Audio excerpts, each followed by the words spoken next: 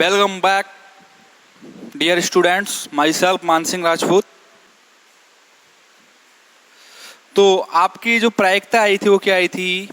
ई की power minus beta E I over summation of I E की power minus beta E I. यह क्या थी? किसी भी निकाय ए की आईवी अवस्था में पाए जाने की प्रायिकता। क्या थी? किसी भी निकाय कैपिटल ए की आईवी अवस्था में पाए जाने की प्रायिकता किससे रिप्रेजेंट करते हैं? पी आई बराबर ई की power minus beta E I over summation of I E की power minus beta E I के द्वारा। तो देखो बीटा क्या था यहाँ पर? ताप नियतांक या ताप बीटा बराबर 1 ओवर के टी। के क्या है यहाँ पे? Boltzmann constant. क्या है? Boltzmann constant. और टी क्या है आपका? परम ताप। क्या है? परम ताप, एब्सोल्यूट टेम्परेचर।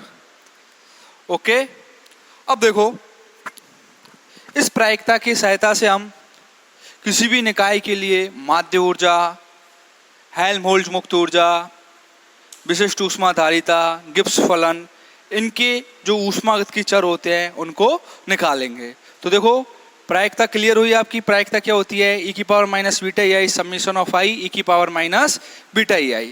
तो देखो उससे पहले आपको पता होना चाहिए संवितरण फलन के बारे में कि संवितरण फलन आपका होता क्या है। इसको बोलते हैं हम पार्टीशियन फंक्शन। क्या बोलते हैं? Partisan function. तो देखो संवितरण फलन, संवितरण फलन या संवितरण फलन या विभाजन फलन या विभाजन फलन, इंग्लिश में बोलते हैं इसको पार्टीशियन फंक्शन। क्या बोलते हैं? Partisan function. देखो क्या होता है संवितरण फलन? किसी भी निकाय के लिए, जैसे हम निकाय कैपिटल ए की बात कर रहे हैं, किसी भी निकाय कैपिटल ए के लिए अवस्था आई में पाए जाने की प्रायिकता किससे दी जाती है? पी आई बराबर समीशन ऑफ पी आई बराबर ई की power minus beta E I over summation of I E की power minus beta E I. तो देखो किसी भी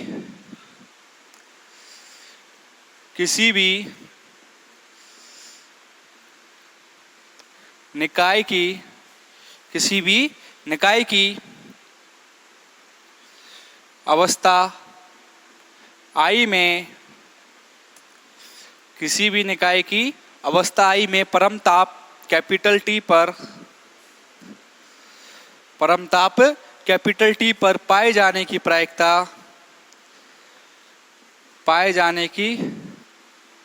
प्रायिकता, देखो किस प्रकार दी जाएगी प्रायिकता बच्चों? पी आई बराबर ई की power minus beta E I over summation of I E की power minus beta E I over summation of I E की power minus beta E I के द्वारा। अब टॉपिक है अपना संवितरण फलन या विभाजन फलन। तो देखो संवितरण फलन या विभाजन फलन क्या होगा? जो ये नीचे वाली टर्म है समीशन ऑफ आई ई की पावर माइनस बीटा आई, ये क्या दिखा रहा है? बोल्ट्जमान गुणकों का जो एक्सपोनेंशियल फॉर्म है उसका बीजगणितीय योग। तो ये बोल्ट्जमान गुणकों का बीजगणितीय योग है, इसको क्या बोलेंगे हम? संवितरण फलन या विभाजन फलन। देखो एरो लगा के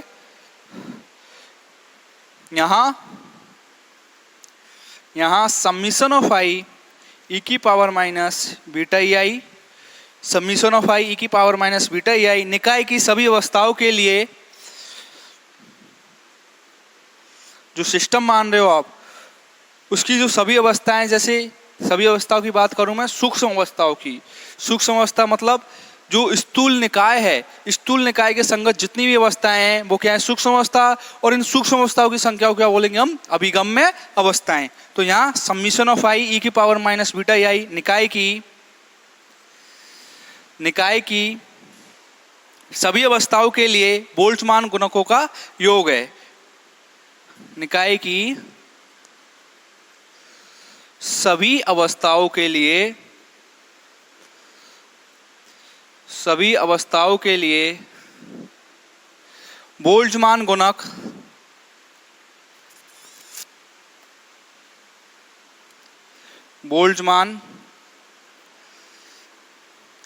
गुणकों का योग है।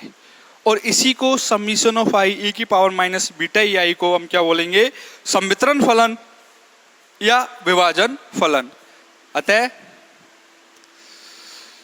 इसे संवितरण फलन, पार्टीशन फंक्शन कहते हैं तथा इसे कैपिटल जेड के द्वारा निरूपित किया जाता है या निरूपित करते हैं।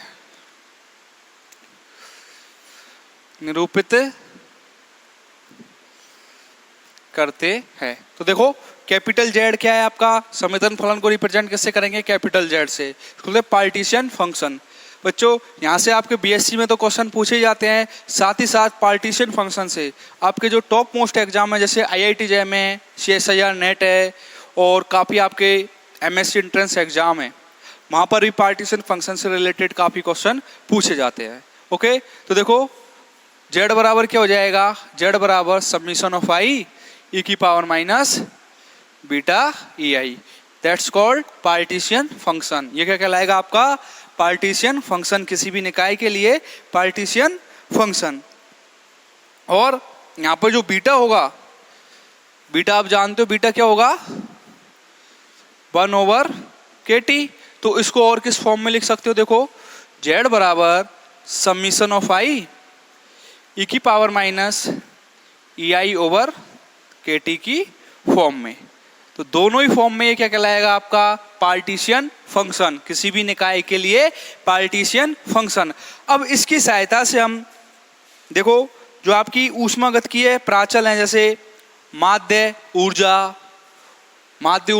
स्पेसिफिक हीट, हेल्महोल्ट्ज मुक्त ऊर्जा, गिब्स फ्री एनर्जी, एंथैल्पी, इनके मान भी ज्ञात कर सकते हैं पार्टीशन फंक्शन की फॉर्म में। तो देखो अब हम निकाय के लिए जो मीन एनर्जी होती है, माध्य ऊर्जा होती है, उसके बारे में चर्चा करेंगे। तो देखो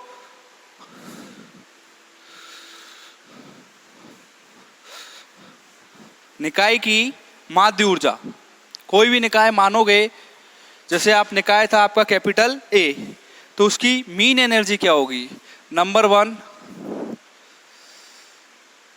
माध्य ऊर्जा मीन एनर्जी, और रिप्रेजेंट किससे करेंगे इसे, ई बार के द्वारा। किससे रिप्रेजेंट करेंगे, ई बार के द्वारा।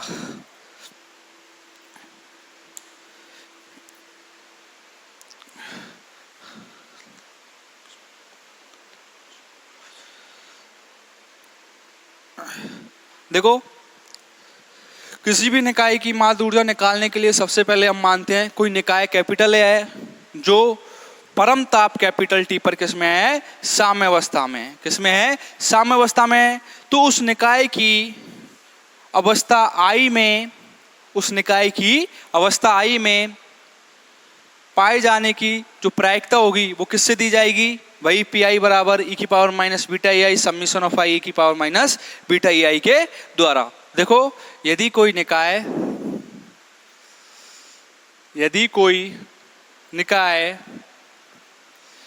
परम ताप कैपिटल टी पर साम्यावस्था में है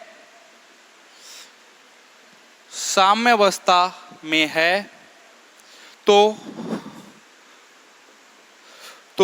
उस निकाय की अवस्था आई में, उस निकाय की अवस्था आई में पाए जाने की, उस निकाय की अवस्था आई में पाए जाने की प्रायिकता क्या होगी? देखो, पी आई बराबर ई की power minus beta E I over summation of I E की power minus beta E I. ये क्या हो जाएगी किसी भी निकाय के लिए? प्रायिकता। अब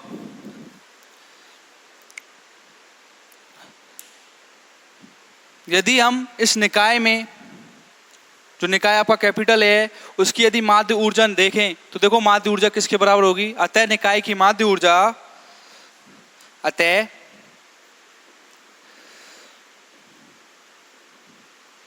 अतः निकाय की माध्य ऊर्जा किसे डिनोट करेंगे? ई बार से। किसे डिनोट करेंगे?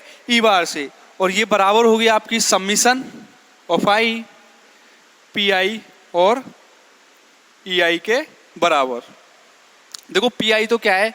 प्रायिकता, किसी भी निकाय की अवस्था आई में पाए जाने की प्रायिकता। और ई आई क्या है? निकाय ए के लिए ऊर्जा। क्या है? निकाय ए की ऊर्जा क्या है? ई आई। तो जो माध्य ऊर्जा होगी वो क्या होगी? प्रोबेबिलिटी गुना एनर्जी, प्रोबेबिलिटी गुना एनर्जी, प्रोबेबिलिटी गुना एनर्जी। अर्थात प्रोबेबिलिटी गुना एनर्जी का मतलब क्या है? किसी, जैसे अलग अलग इस निकाय के संगत बहुत सारी सूक्ष्म अवस्थाएं हैं। जैसे आपका निकाय कैपिटल है, ये क्या है? आपका स्थूल निकाय है। और इस स्थूल निकाय के संगत आपकी बहुत सारी सूक्ष्म अवस्थाएं हैं। तो उन सूक्ष्म अवस्थाओं का क्या देंगे? सम्मिशन। क्या लेंगे? सम्मिशन। तो देखो ये दे दो आप इक्वेशन नंबर 1 और ये दे दो समीकरण नंबर 2। ओके, तो देखो यहाँ से यदि हम वैल्यू पुट करें, यहाँ से यदि हम समीकरण नंबर 1 से मान समीकरण नंबर 2 में प्रायिकता का पुट करें तो देखो क्या आएगा? समीकरण 1 से मान कहाँ रख दोगे? पी आई का समीकरण नंबर 2 में। तो देखो क्या वैल्यूज प्राप्त होंगे आपको।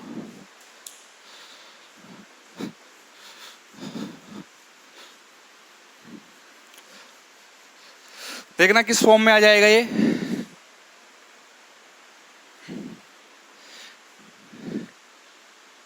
ई बार इक्वल टू, देखो summation of I, E bar equal to summation of I. देखो पी आई की वैल्यू क्या है? ई की power minus beta I over summation of I E की पावर माइनस बीटा आई। तो पुट कर दो ई की power minus beta I over summation of I E की पावर माइनस बीटा आई। और साथ में क्या है आपका? ई आई। क्या हो जाएगा? ई बार बराबर summation of I E I E की power minus beta I over summation of I E की पावर माइनस बीटा आई के बराबर। ये दे दो आप इक्वेशन नंबर 3। क्या दे दोगे? समीकरण नंबर 3। अब चूंकि हम जानते हैं संवितरण फलन क्या होता है आपका? Partition function.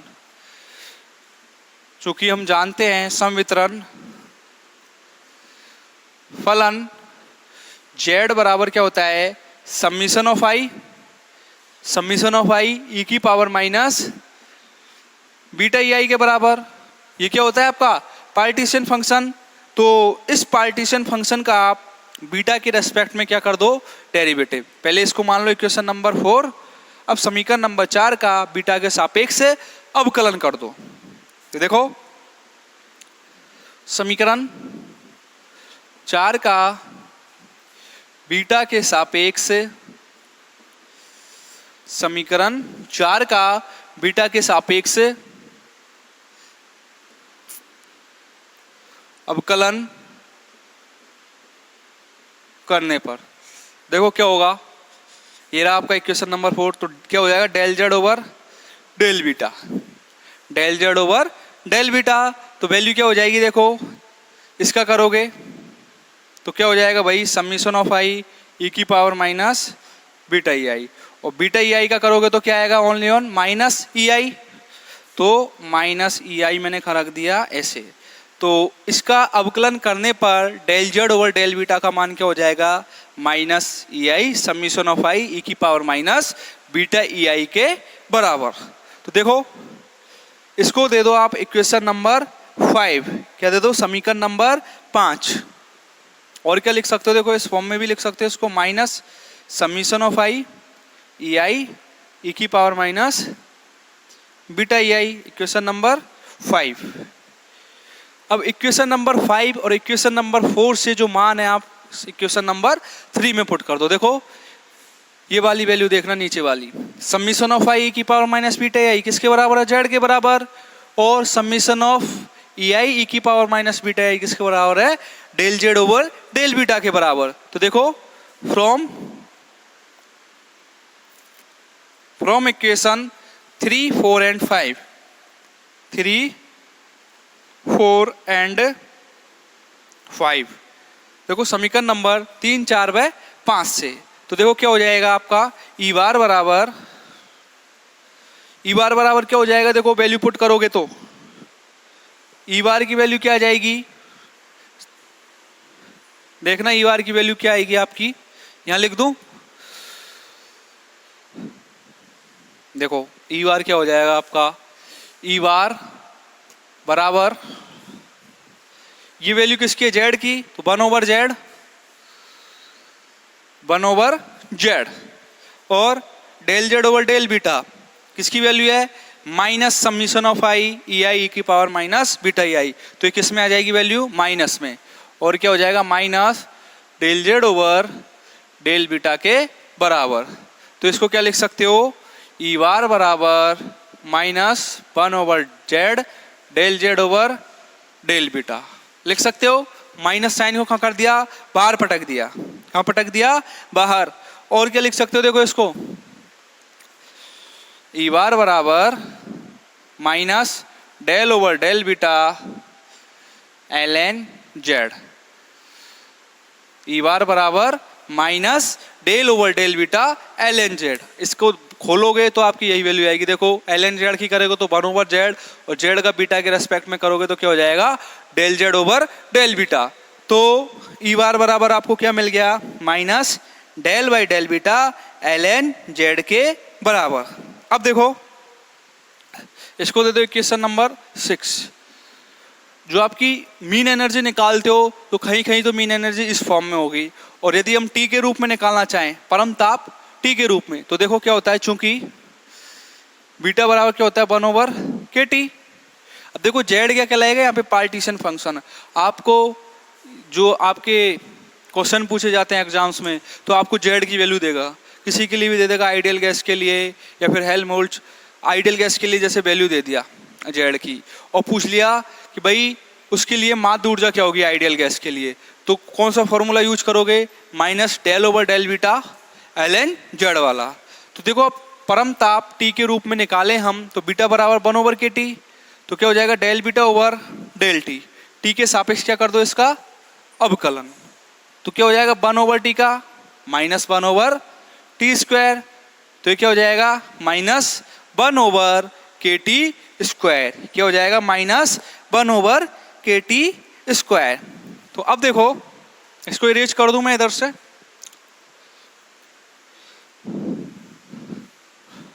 बहुत इंटरेस्टिंग टॉपिक है बच्चों ये,